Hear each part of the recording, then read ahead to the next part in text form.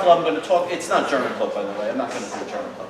It's the, what I wanted to do was talk about a recent journal article that was published about subarachnoid hemorrhages. But then when I was thinking about it, it's a little bit more complicated than that, and there's some more information I'd like to give you. And in fact, going through this lecture in the last few days, I found there were 7 different questions about subarachnoid hemorrhage that I'm going to try to answer quickly in 45 minutes. So the first question is, this is what we currently do. If the CT, you have a high pretest probability of someone having a subarachnoid hemorrhage, you do the CAT scan. If the CAT scan is negative, you do the LP. Is there any data for that? And yes, there is. I'm going to show you there actually is a paper by Perry about 5 or 6 years ago, published in Annals of Emergency Medicine. Does the patient have a migraine? Because if the patient has a migraine, you don't have to do the CT-LP. If the headache is explained by a migraine, then you don't have to do this. And there's some very good data to show, and there's a mnemonic called POUND, which you should remember. And I'm going to show you what the mnemonic is, and if they have 3 or greater than 4 characteristics of the POUND mnemonic, then they have a migraine, treated for the migraine, they don't need the CT-LP. Because people only have one disease at a time. So does the patient need neuroimaging? There's actually some good data from a rational clinical exam by a guy named Detsky, done in 2006 that I'm going to review, to show when you even have to do the CT. The next question is, how good are CTs for subarachnoid hemorrhages? So this was a question I had. How good are CTs? Well, it depends upon the time from when they have their maximum headache to the time you get the CT. We're going to talk about that. Then, how good are CTAs for cerebral aneurysms? Remember, 85% of subarachnoid hemorrhages are from an aneurysm. Then the rest, almost another 10%, is from AVMs, both diagnosed by CTAs. Both diagnosed CTAs. That's why we're interested in subarachnoid hemorrhages, is to find the aneurysm and maybe a little of the AVM. So if that's what you're interested in, then maybe CTA is a good route. I'm going to talk about a paper about that. Can we substitute a CTA looking for an aneurysm for an LP if the CT is negative? Well, it depends upon when you did the CT and how good the CT is. And then the final question is, do you even need the LP after the CT is negative? Well, it depends upon the timing of the headache for the CT. That's what we're going to talk about. And I'm going to give you this data. I'm going to do this kind of quickly. What I've done is I have a Dropbox. Sally, I can give you an access to the Dropbox that has all the articles and this lecture that you can go over. I think this is an important enough subject that you probably should at least look at the articles. And what I've done is summarize the main results of the articles and did a little Bayesian statistics to back it up, because I know you love Bayesian statistics.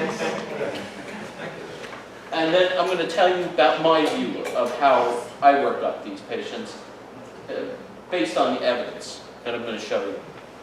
So this is what we're interested in, right? That's the picture. That's the CAT scan. And the reason that we're interested in this, and the reason that the blood pools in the lowest part, because it's just by gravity. So you have an aneurysm anywhere in the brain or an AVM, and it bleeds, and it ends up, around the circle of Willis. And that's why you get that picture, the starfish or the butterfly, bad, right? That's what you're looking for, right? And that's the reason you have it. So, is the combination of a negative CT with an LP sufficient to rule out a subarachnoid hemorrhage? So this was a big question. I mean, I know we all do this, right? And this is what we're taught. But did anyone actually ever test it? Well, this guy, Perry et al., Annals of Emergency Medicine, 2008, looked at 592 patients who had a negative CT and a negative LP. And he followed them for 3 to 6 months afterwards. And he found, this was the initial study, he found there was a subarachnoid hemorrhage about 10%. Remember that number. About 10% of the patients he had in this study had a subarachnoid hemorrhage, either by xanthochromia or by a CTA or an angiogram that showed an aneurysm. So 10% of patients, 592 patients, were studied who had a negative CT, right, and then had an LP, right, and there was about 10% of the patients, about 61, had a subarachnoid, and 55 were CT positive, 6 were LP positive. But this is the best study ever done. Still lost 60 patients to follow-up. This is the best study ever done. He still lost about 10% of the patients, about the same number that they found subarachnoid hemorrhage, is a little disturbing. But this is the best study done. And I agree that this is probably as good as we're ever going to get, because probably no one's going to repeat this, except they did. But retrospectively, this was prospective. So they said that for cerebral hemorrhage or subarachnoid hemorrhage, this paradigm of doing the CT and the LP was 98% sensitive, but only had a specificity of 67% because there were a lot of false positives, right? A lot of false, you want a lot of false positives in this disease. But the sensitivity was very high. So the conclusion of this article, and most people who reviewed this article says this is probably the standard of care and it does work. And there is a justification for CT negative LP. If the LP is negative, you could send them home. Okay? They followed the majority of patients, 471 outpatients, for 6 to 36 months by telephone. And they lost 60 of them, but the vast majority they followed, and there was no bad outcomes. So my next question is, does the patient have a migraine? So I said before, if you can prove to yourself the patient has a migraine that's responsible for this terrible headache they're having, you can stop there and treat them for the migraine. There's some data to show how do you make the diagnosis of a migraine. So there's a few mnemonics that I think you should remember. Pound is one of them. If it's pulsatile, the O is onset 4 to 72 hours, right? The U is unilateral, right? The N is nausea, and the D is disabling. And this is from a guy named Detsky in 2006 from the Rational Clinical Exam. So, you know, I don't know, is everyone familiar with the Rational Clinical Exam series in JAMA? If not, you should go to JAMA. They're all collected and free. They're excellent. They're excellent reviews of the literature. They're not at the level of a systematic review and a meta-analysis, but they're very close. And they're very good for basic clinical things. And using the data and the studies that he found, is that if you had 4 of these criteria, 4 out of the 5, the likelihood ratio of a positive test, 4 out of the 5 criteria, was 25 times the odds of the pretest probability, the pretest odds actually. But very, very significant. Remember, when you have an LR greater than 10, it's almost certainly they have the disease. So if you have 4 out of these 5 criteria, or even 3, it's not so bad, it's 3.5, that's pretty good. But if you have 4 of these criteria, you can stop and treat the patient for a migraine. They don't need the CT, they don't need the LP. Yeah? Question I have, since they looked at a group of patients that were looking at migraines versus tension, not migraines versus subarachnoids. It was patients who came in with headaches. Was any of them, did any of them ultimately have subarachnoid, or do they know that within that group of patients they could really have a different? This was a smaller study, probably wasn't big enough to look at subarachnoid hemorrhages. So, how this works, let's say in this study, because this was done in a neurology clinic, basically, so 70% of the patients had a pretest probability of having migraines, and if you have something with an LR of 24, you can see that it's over 99% that you're going to have a migraine.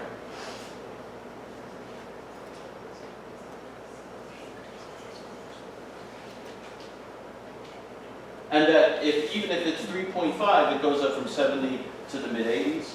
But if it's less than 2, you shouldn't think of migraine, you should think of something else. So if you have 3 of the 4 criteria, migraine, but if you have 2 or less, think of something else.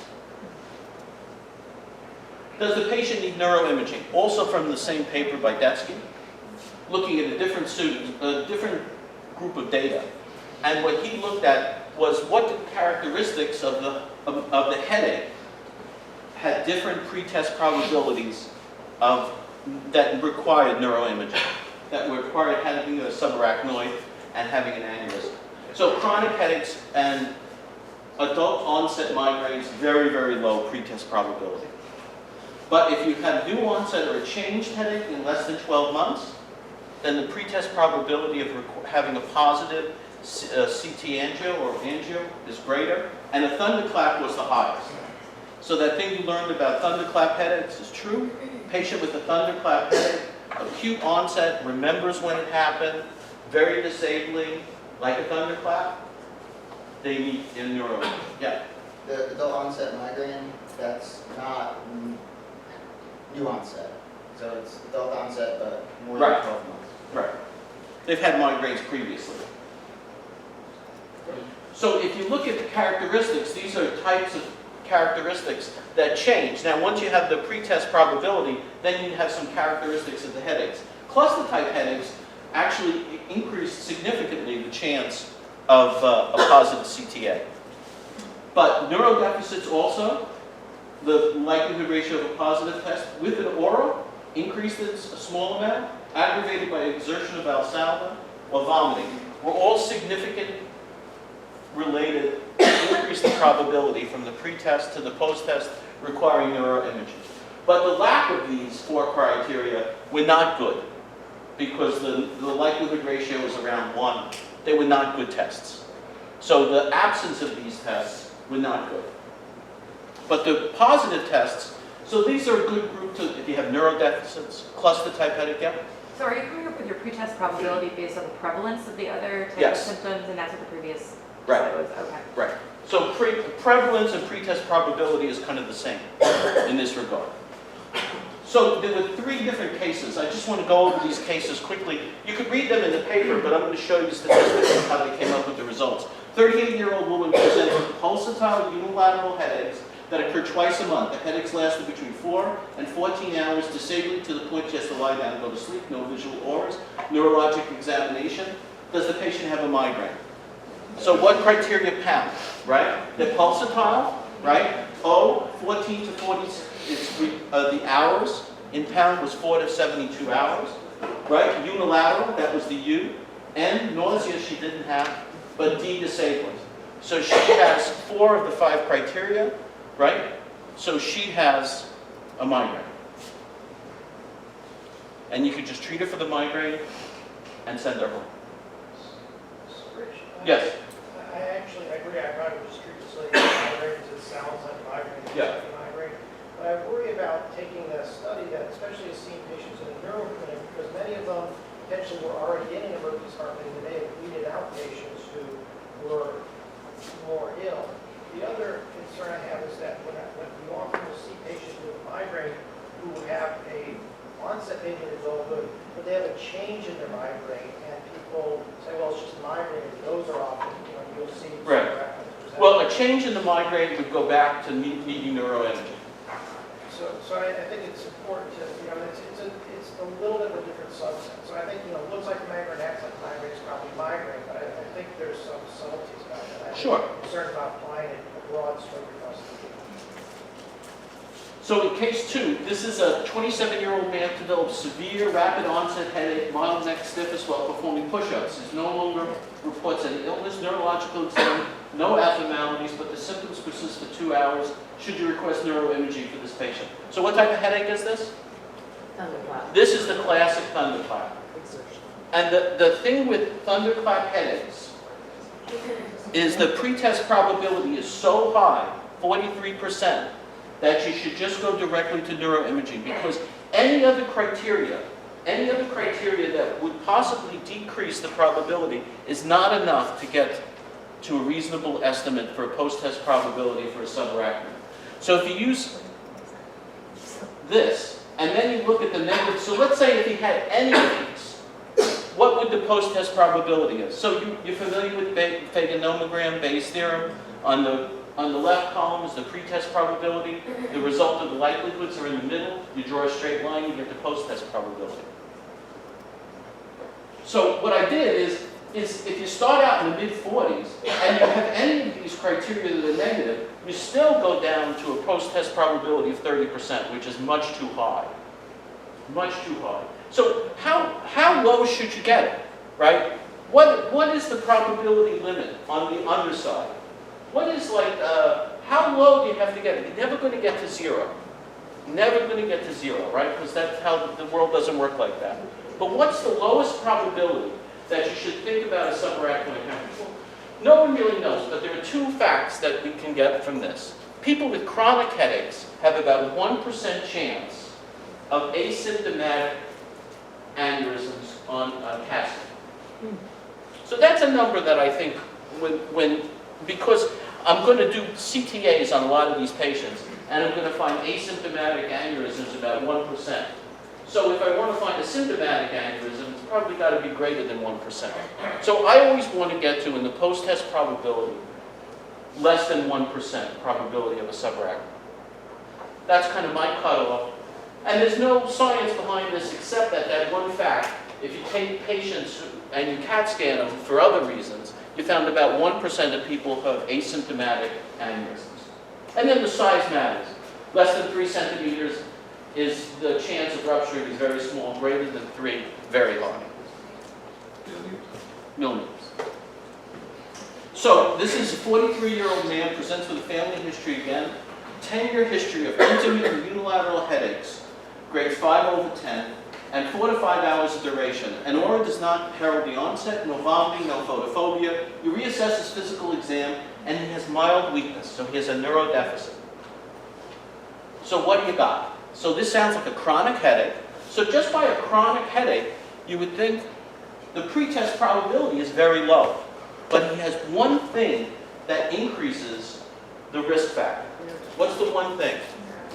The neurodeficit. And remember that thing with likelihood ratio of a neurodeficit gives you a likelihood ratio of 5. And if you put it together with Bayes' theorem,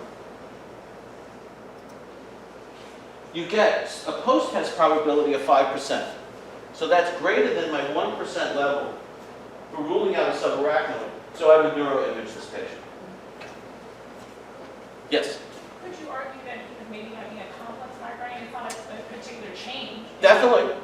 You can make the argument, but the numbers, that's what the number comes to. So because you have a neurodeficit and a headache, then I would neuroimage. Yeah, I think with a neurodeficit, nobody would send this guy. Right. Without imaging, sorry. So I would do it. Now, we're going to talk about, so I didn't say LPM, I just said neuroimaging. Right? Yeah. Nico. I was just kind of, what if he said, with his migraines, he gets neurodeficits? That change? Then that may change mine, but I would still, what's the CAT scan? Downside of the CAT scan? Nothing. Depends, you get a migraine every week. Well, this is not a migraine. This is a chronic headache. Johan? In the study with the pound mnemonic, did they define disabling? Right? They just said that the patient couldn't get out of bed. I think it was a judgment call. Yep. When you talk about getting neuroimaging, CT non-con is our Yes, go-to. that is it. When do you decide to get a CTA? Well, that's what we're going to talk about. Oh. Good thought. So, in Detsky's article, this is what he came up with, a flow sheet of thinking about patients with bad headaches. One is to first rule out the migraine. If you have 3, 4, or 5 of the pound criteria, the patient probably has a migraine. You don't have to do the neuroimaging. If the patient comes in with a thunderclap headache, the middle one, neuroimaging. Neuroimaging. And we're going to talk about what type of neuroimaging, when to get the neuroimaging, how good CT non-contrast is, when to do the CTA.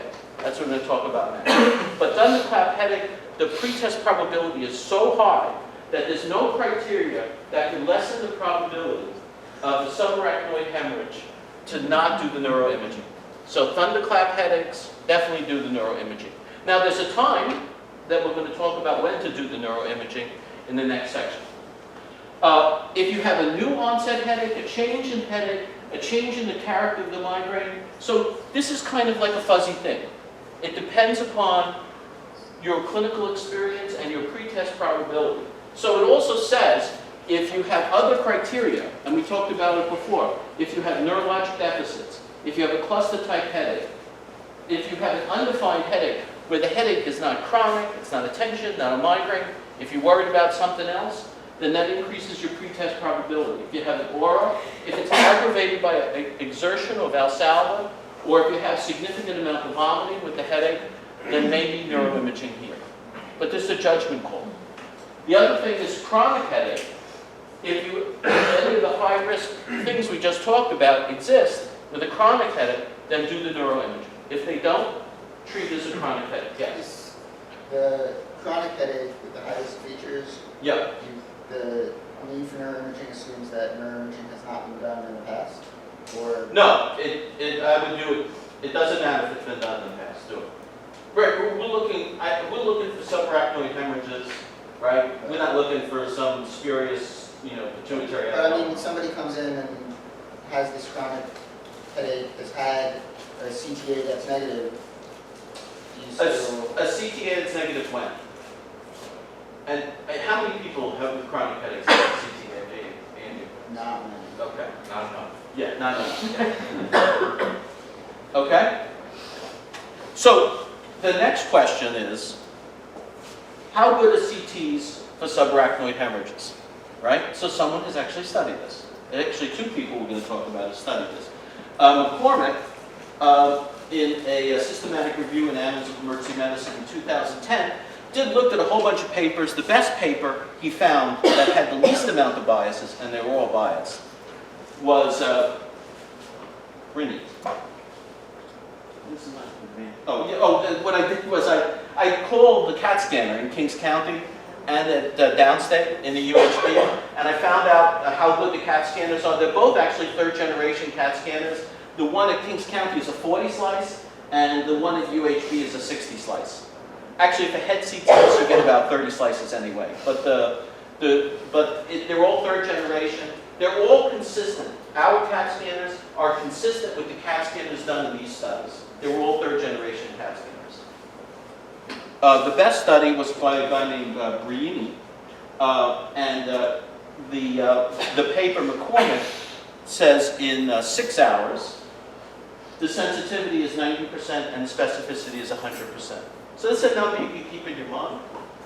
So 6 hours, at least in this study, the 90% sensitivity, specificity 100% means specificity. If it's positive, then you have the disease, right? Right. Sensitivity 90%, so pretty good, not great, pretty good. But we're going to show you another paper done even more recently by a guy named Bax in 2012 in stroke. What he did, and I thought was very interesting, and that we're going to talk about for quite a bit, is he looked at the timing of the CT. You know what happens with blood in the CSF? It breaks down. So it becomes, the same. So after a while, you get that big white streak because it's very dense. But when the blood is attacked in the CSF, it starts to break down and it loses its radio opacity. So at 6 hours, and less, he found a sensitivity of 100% and a specificity of 100%. He got everyone. So I think you can use this paper in your clinical practice. If you have someone who comes and you're worried about a subarachnoid hemorrhage, and it's less than 6 hours, and the CT is negative, you don't have to do the LP. Yes? One thing about that paper, I don't know if it necessarily applies to us because they had neuroradiologists reading it, especially overnight. I think it's like the second year radiology residents, so I don't know if we... Well, at Kings County, I don't think that's true. I think that the radiology attendants, I would talk to Eric. So you have a virtual radiology attending 24 hours a day. Right. But they're supposed to be no radiologists tonight. I think that's not 100%. I think you have to know your people there. So, yeah, I agree. You have to know who's reading the CAT scan and to make sure it wasn't a subarachnoid. But if the CAT scan, if you're sure the CAT scan was read correctly, under 6 hours, it's negative CT, no subarachnoid. No subarachnoid. Greater than 6 hours, actually greater than 6 hours, the sensitivity drops to 92% and 100. Still pretty good. Pretty good. And I tend to use that information to have a discussion with someone and say, look, Right. I can't tell you 100%. And there's some confidence interval around it. But it's a very, very low, if you're willing to accept 1%, maybe 2, that's probably where you're at. So I think it's good information to have discussions. Yeah, so I think that it's good data. I think you should keep this evidence in the back of your head when you think about subarachnoids. Less than 6 hours, negative CT, read by someone who you trust, then I think you can say that the probability is less than 1%, which is the same probability as finding patients who were asymptomatic to find asymptomatic aneurysms in the brain. So how good are CTs for CT aneurysms? Well, this guy did the study, McCormick. Let's look. So actually, 97%, 97.9% sensitive. Very good specificity, 100%. Very good. Again, depends on who's reading the CAT scan, but CT angios are very, very good for looking for aneurysms. And that's 85% of the time what you're interested in finding. So, can we substitute a CTA for an LP if the CT is negative for a subarachnoid? So this guy, McCormick, now, this is not a prospective or even retrospective study. This is a statistical analysis of the chance of a CT being positive or negative and the chance of a CTA being positive or negative. Now, this paper is difficult to read. It talks a lot of statistics, there's a lot of numbers. What I've done is I've done a graphical analysis using, the Fagan nomogram, my own kind of analysis, which comes up to the same response. But this, I warn you, is not a clinical paper. It's an analysis of the literature using Bayesian analysis, which I kind of like. But that is the issue with this. So what he did was he was very conservative. He said that patients who come to the emergency department, who you think about doing neuroimaging, have a 15% pretest probability of having a subarachnoid hemorrhage. Remember, in the first paper we talked about, there were 10%. 10% of prevalence. And he chose a higher number, 15%. And he used CAT scan 91% and with specificity of 100%. 91%. So he used actually a very conservative estimate for CT. So remember, we saw in less than 6 hours it was 100 and 100, but this is greater than 6 hours. He said 6 to 12 hours. This is the probability of CAT scan. The operating characteristics. And CTA, he took from that paper 97%, 97.9%, and 100%. Okay? So what I did was, so you can use Bayes' theorem in series. So Bayes' theorem, again, this is a Fagan nomogram. You start out with a 15% pretest probability, and you do a CT. The CT either could be positive or negative. So we converted sensitivity and specificity into likelihood ratios of a positive and negative test. So if the test is positive, well, it goes from, so CT, we're going to look at the cases where it's CT negative and CTA negative. So that's the scenario I'm going to use. But we could do it in the opposite direction too. I've given you both data points. So if you have, so you start out 15%, right? If the CT is positive, right, then it's over 90%. Let that patient know. That's positive, right? That's easy. That's the butterfly, whatever you got in your head, that's big blue. Subarachnoid hemorrhage. But if it's negative, what happens? If you start at 15%, what happens? It goes to about 3%. Too high to send the patient home. Because remember, we used the lower estimate for, and this is probably greater than 6 hours, somewhere between 6 and 12 hours, which is the case that we're probably interested in counting downstairs.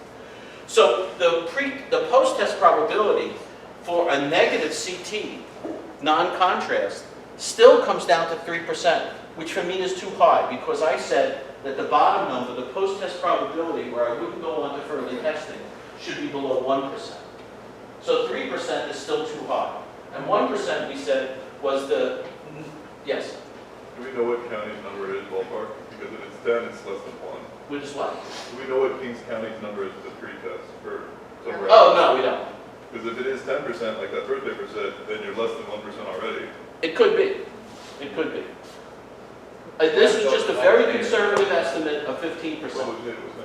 Actually, probably 10% it still wouldn't be. It'd still be greater than 1%. If 10%, then 0.09 is 0.0. Yeah. Less than 1. You don't multiply the probability, you just multiply the odds. Yeah. It's pretty close. Anyway, so we used a very conservative estimate. And a very conservative estimate for CT, so still 3%. This is after 6 hours you're talking about? Yeah, this is from 6 to 12 hours. Greater than 12 hours, the CT certainly is inaccurate. If you're greater than 12 hours out, a negative CT, you're still going to have to do something else, right? So greater than 12 hours, clearly you're going to have to do something else. But less than 6 hours, negative, they're gone, right? Positive, of course, positive. But that 6 to 12 hour, that's what we're talking about here. 6 to 12 hours, again, post-test probability, still too high to send the patient home. So I'm going to do the next test. So in Bayesian analysis, you can use the post-test probability from your first test as the pre-test probability for your next test. So I have a pre-test probability now of 3%, and I'm going to do the CT angio. So if I start at 3%, and it's positive, I have an aneurysm. Well, then you have an aneurysm because the post-test probability is still set at 70%. It's still pretty high. So that's an aneurysm, right? But if it's negative, it goes down to less than 1%. In fact, in his paper, it goes to 0.045%.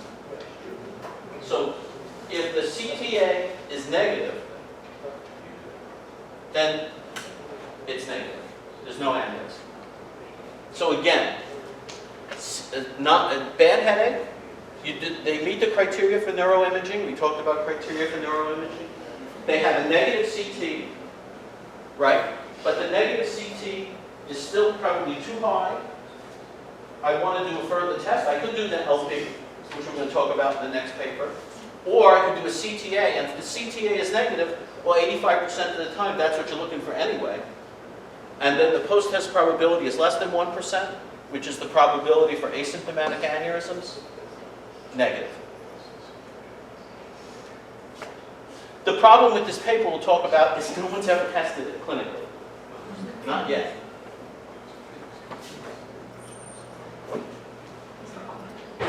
So, do we need an LP after a negative CT? Negative CT.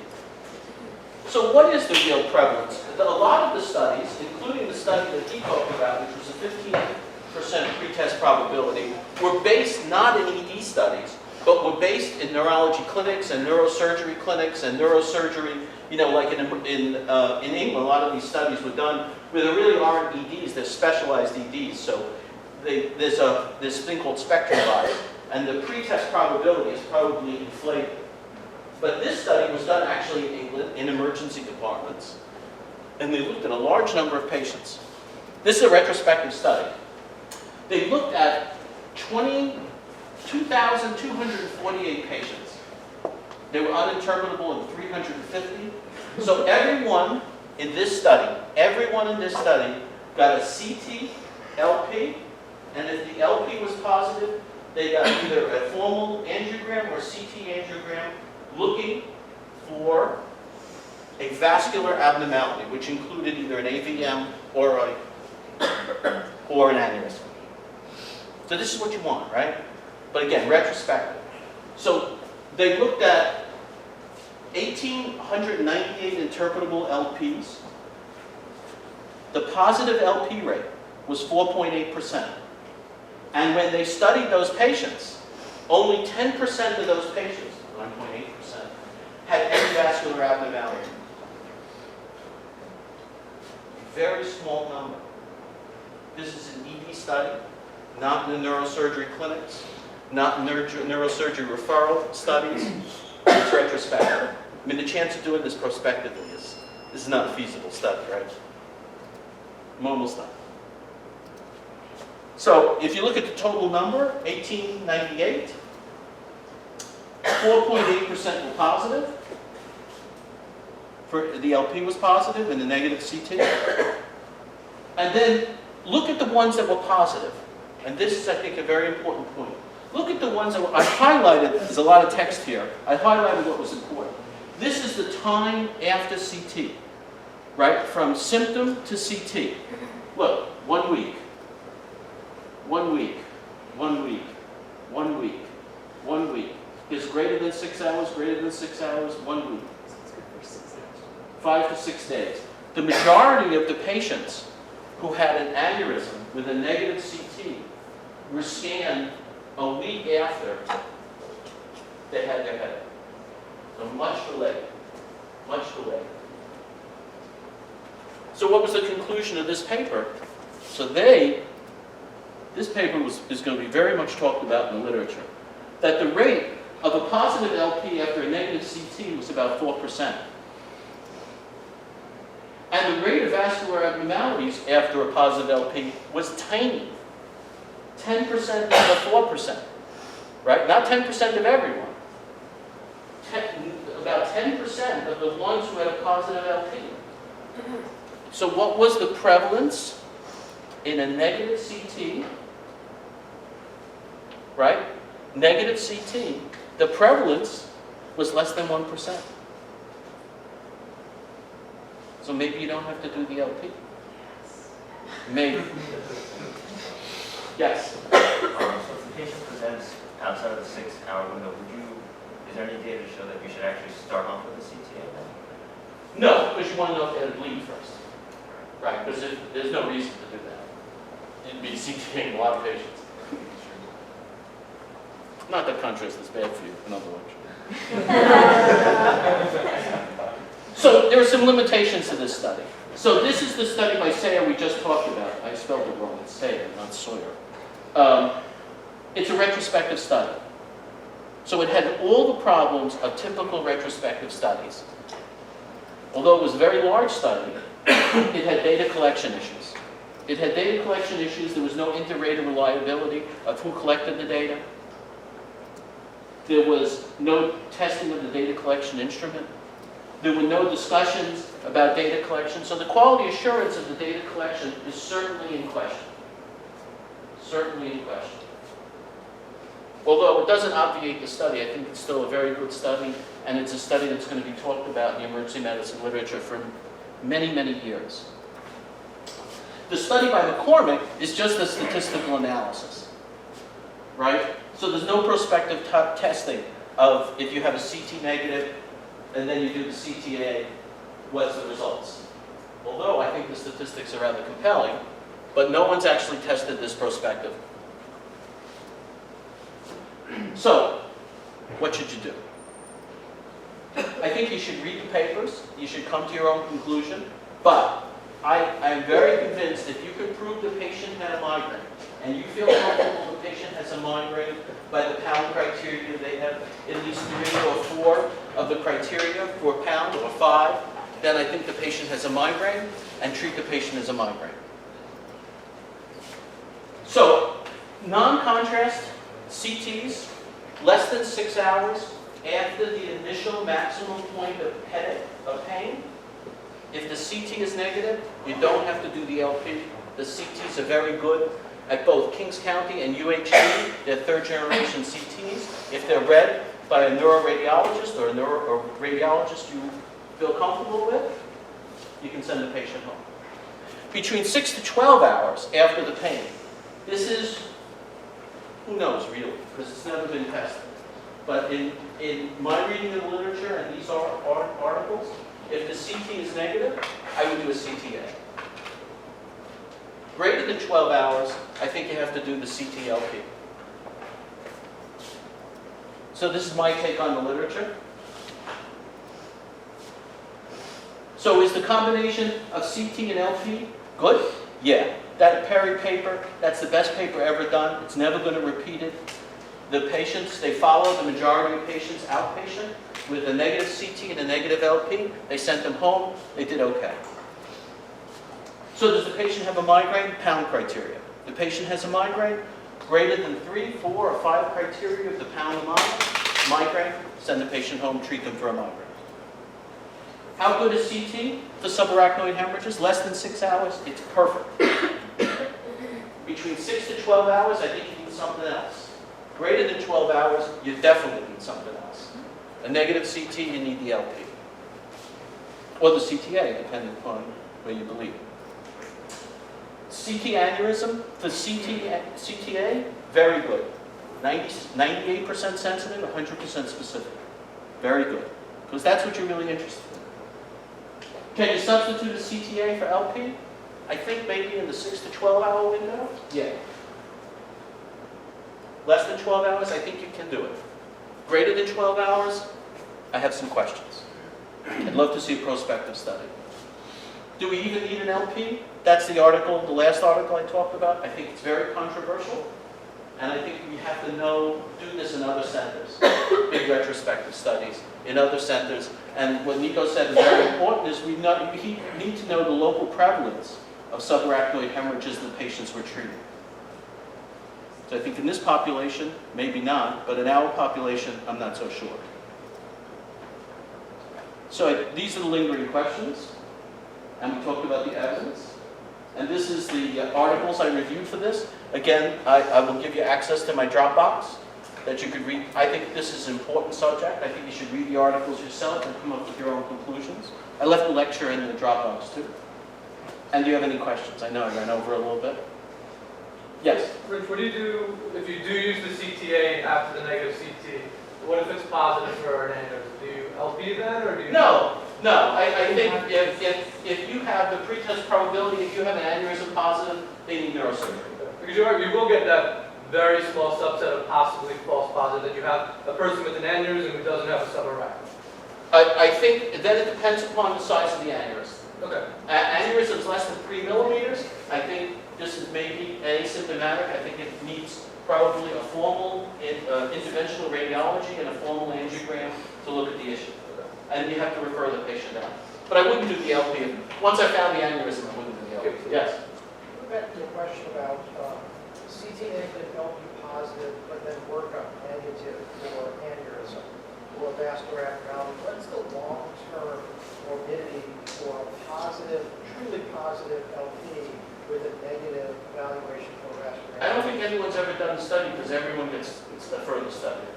In all these studies, if you had a positive LP for xanthochromia, and then even what xanthochromia is, in England, everyone gets spectrophotometric analysis of bilirubin in the CSF.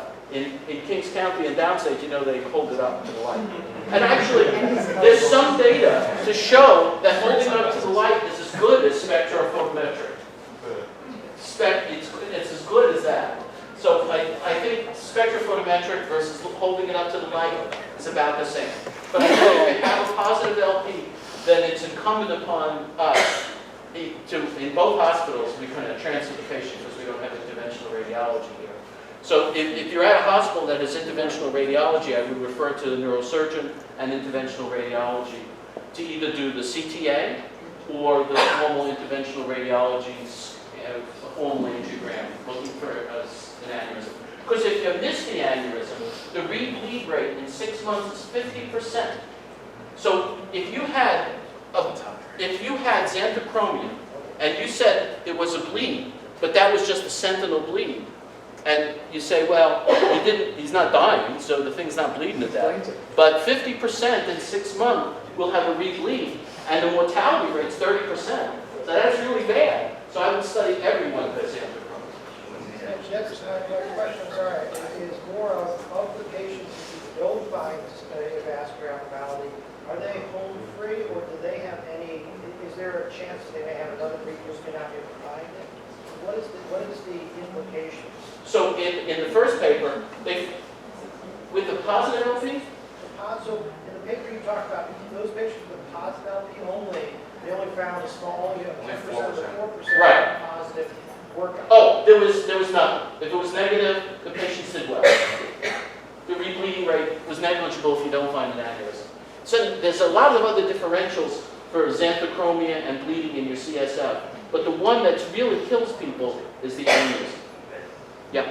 Are there any cases where you would do a CTA first as opposed to a non-con? No, because I would CTA too many patients. Yeah, I mean, if I do the CAT scan, I limit it. The eye contrast, the same color as blood, who knows if it's there. Right, right, there's no reason to do the CTA first. Anything else? Thank you. Thank you very much.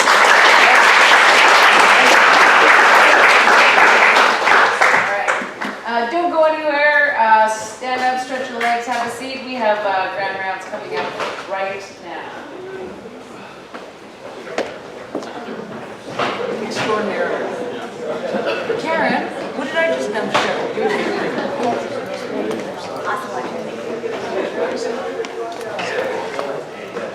All right.